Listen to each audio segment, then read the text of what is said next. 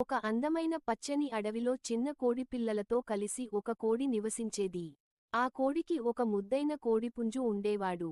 ప్రతిరోజూ కోడిపిల్లలను చూసుకుంటూ, వారికి అడవి జీవితం గురించి నేర్పడం కోడి అలవాటు.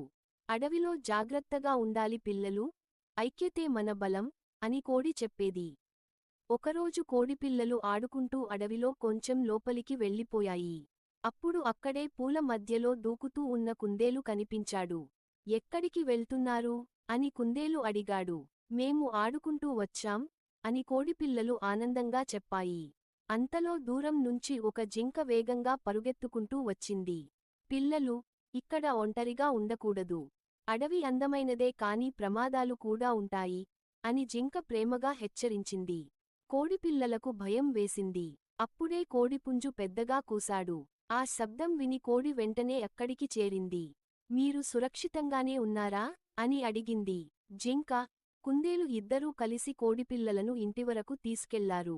అప్పుడు కోడి చెప్పింది, ఈ అడవిలో మనం అందరం వేర్వేరు అయినా సహాయం చేసుకుంటేనే సుఖంగా జీవించగలం. కుందేలు నవ్వుతూ, స్నేహం ఉంటే భయం ఉండదు అన్నాడు.